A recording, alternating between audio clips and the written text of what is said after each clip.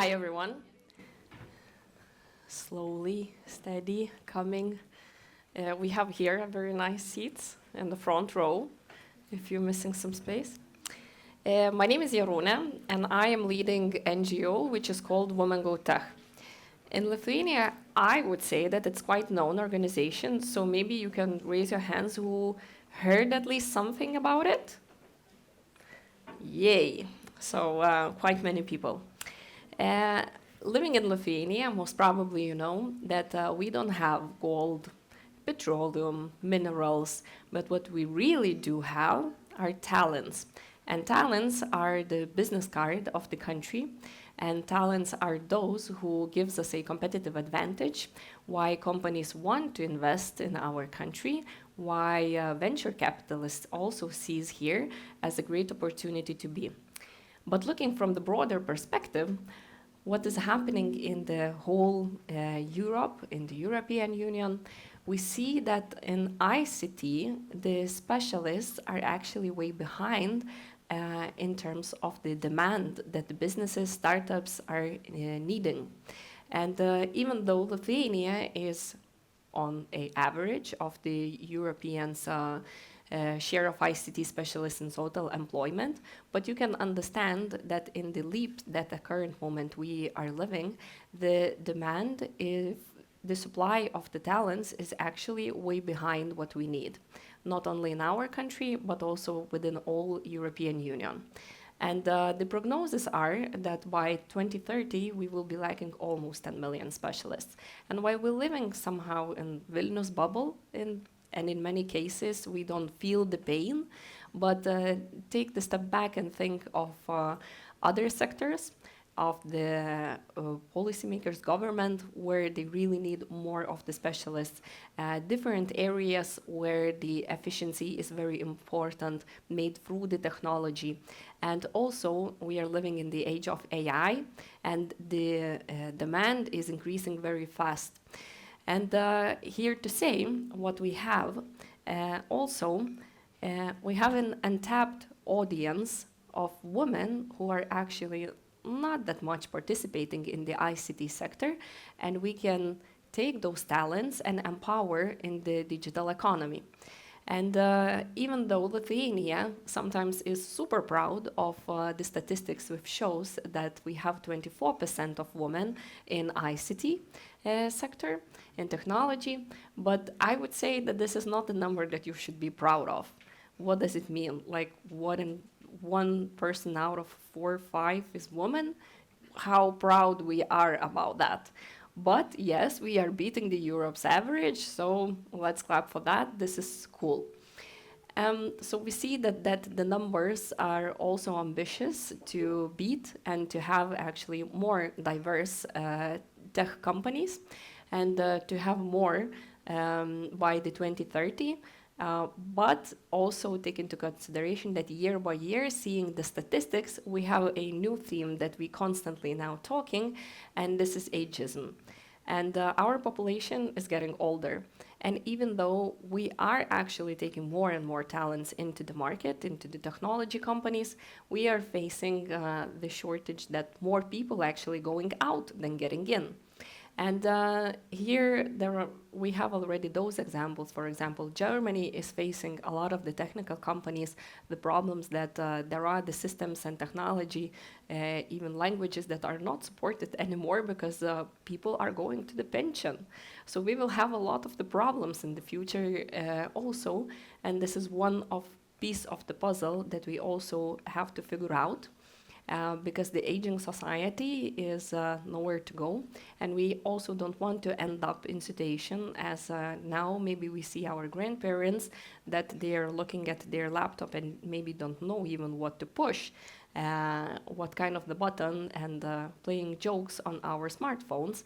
But we, with AI and all of the things, also don't want to end up actually there, because it could be that our kids also will be laughing at us. So we did a huge research in 13 countries with more than 5,000 respondents and 40 experts to actually ask those women, so it's there, everyone is waiting for you, like why you're not jumping in, so what is wrong? And what we saw that the tech industry for past 5 years did a huge job in terms of the promoting the sector and making the sector more welcoming. It means that all of the hackathons, boot camps, short duration trainings, schools, internships, and so on, there are multiple efforts in the market that actually trying to promote the ICT sector as much as possible and to invite more talents to come and start career in there. So we see on the regional level that 62% of women actually are very interested in joining the sector or training, at least at the small part, and understanding the basics of what is it, what kind of the specialties are there, and so on. So it seems that the interest as such is huge. People are going to the meetups, to the boot camps, and we have all of those participants. But at the end, we still somehow lacking who is actually can do the job. And what we saw in the research, we had two groups. One, women who are already working in the sector for a minimum of 2 years. So it means that they kind of know the things already, at least a bit. And those who are already doing the actions to get into the sector. And what we saw, that the short-term goals that women have, they are very much tied that I want to be a specialist to learn more. I have the goal, like to connect my clear position with the clear salary and have a ladder. And at the short term, they're saying that, yes, I am thinking about the future, maybe to create my business or lead the team, be in the leadership position. But when you ask about the long-term goals, what we are missing, and this is valid for the whole region of ours, that this ambition disappears. And this is a very alarming thing to know, because then it seems that women don't want to go for the leadership position, to create own product, to create own startup, and entrepreneurship ambition is not there. And of course, it leads that again and again, we will have less of the founders, so it means less growing of the ecosystem and the economy as such. So what is more even alarming, that even the audience of those women who actually already working in the ICT sector, in the tech positions, they are not trusting their skills, and they are saying that they are lacking the skills, and those are behind, which is really not likely when you are already in the company, tech one, with the tech position. You did quite a lot of the job. So it should be a wrong message to say that we need more inspiration, because it's more of the structural problem, how we in our companies can encourage and work with women, that they would feel that actually not only them need more of the self-esteem, but the environment would be thriving and more empowering rather than micromanaging and so on and so on. And the other point and component, what we saw, that those women who are already working and those who are only coming to the sector, what they are saying, that they actually did not decide where they want to proceed in their career. And this is quite alarming because, for example, in Poland, they are really lacking a cybersecurity specialist, but this talent pool, which is coming, not even considering to go there. So the supply and demand game is also under the question mark, how we can work this out. Because one thing that many people want to be product managers, IT project managers, something which sounds at least less tech than actually do a dirty job, do the code, and do the systems. So there is a wish to have that kind of the career, but then if you see the market, do we have enough of those positions actually to go and to proceed? And maybe there are other entries that a woman can choose. And we have the very clear things asked, like, what's the readiness of the countries? And what we see that, at least in Lithuania, we are living la vida loca. The sector seems very welcoming and very ready to take the talents, and there are a lot of the supporting systems and initiatives that are welcoming to come. But we see other countries that it's not such a great situation what we have. And even though the conditions seems to be good, the environment seems to be good, there is still some of the things that we see in the market that companies are lacking. And this lack of the extra mile, it doesn't say that we need to work more, but what women are missing in the companies and in the market as such is actually receiving more of the feedback, receiving more of the mentorship and help when they are in the job, and actually many of those things which are already in the job, because the job is done somehow by company mostly to attract the talent, to get in. But then what is happening when you're getting the talent in, then it's a bit another story. So what we can do, and what is very visible, that first of all, we still have not equal pay. Yes, Lithuania, one is the leading countries. We have almost equal pay, but it's still there, the gap, and it is quite big in the EU.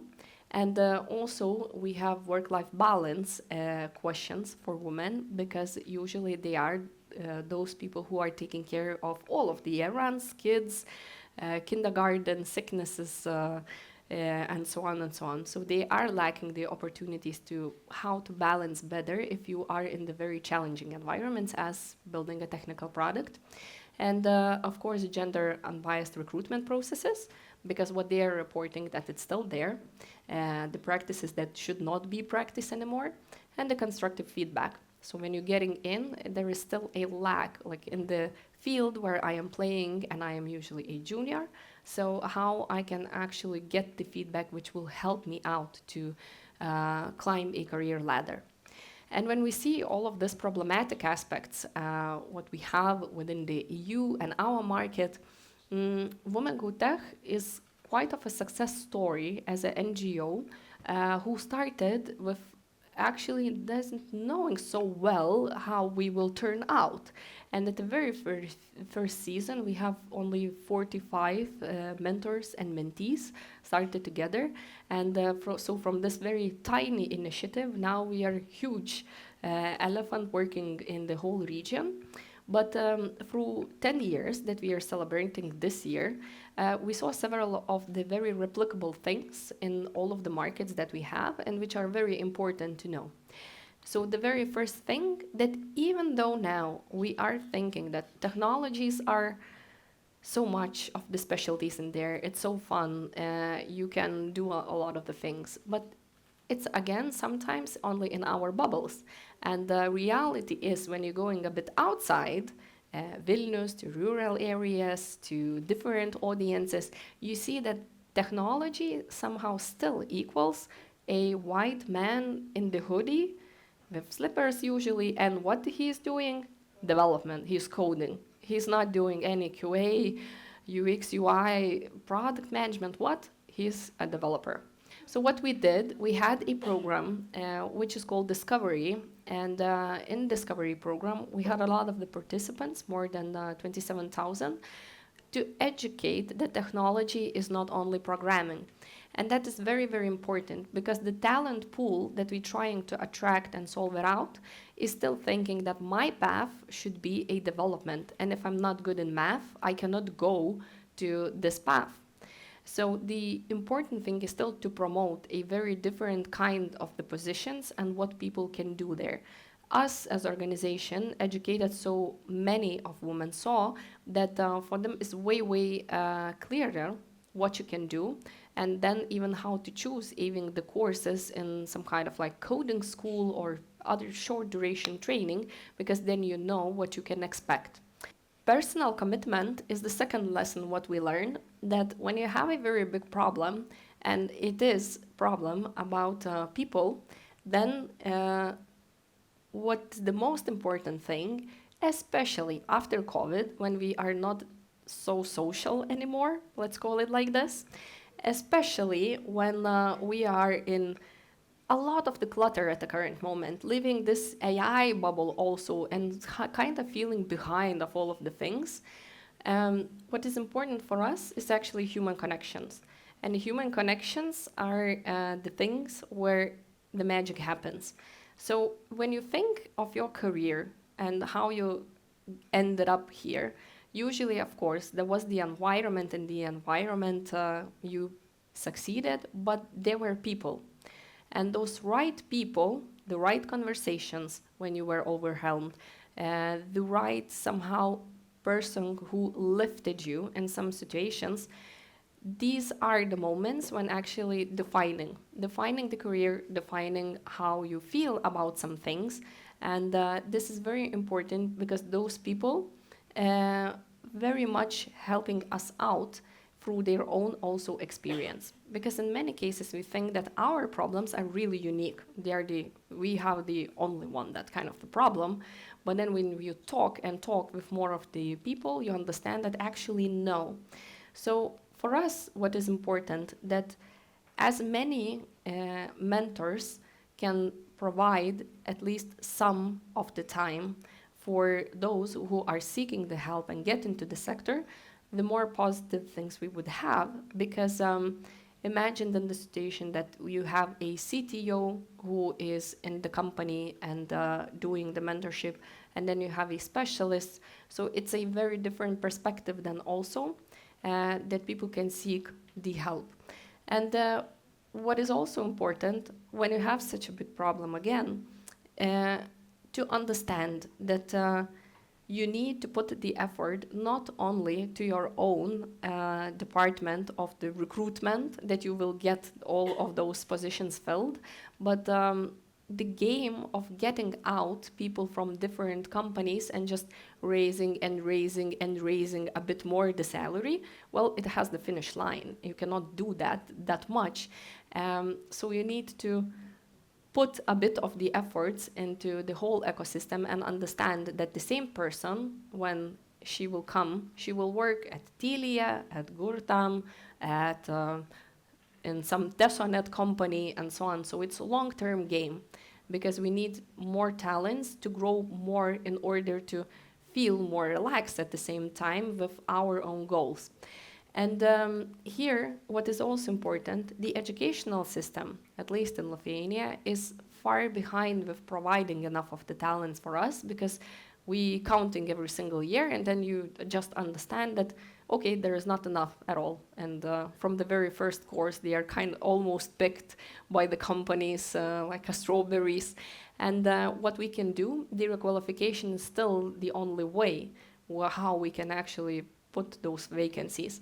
And companies who are putting those effort, they have a knowledge which is a top knowledge because only the companies know like what they are doing now with AI, so how the engineering position is going to be changed, so how the recruitment works now, what kind of the CV is outstanding and what is not making the cut. So this is the knowledge, which is the primary knowledge. So we need to bring this knowledge now to the audiences who are looking for the requalification. And what is also important, that men are equally important in the change constantly. And why it is so? Because sometimes when you have this topic, in Lithuania, it's usually, there is no anymore. It was 5 years even ago that, what is this problem, what you are solving? There is no problem. In other countries, there is still these kind of things, but the amazing part is that usually when you cannot tackle the problem and understand it, to feel by yourself. So the men who are mentoring in Women Go Tech, we have tons of stories when they're going out and says, so now I, for example, understood that my colleagues, they will never come to raise the salary, even though I'm thinking, so why she's not coming?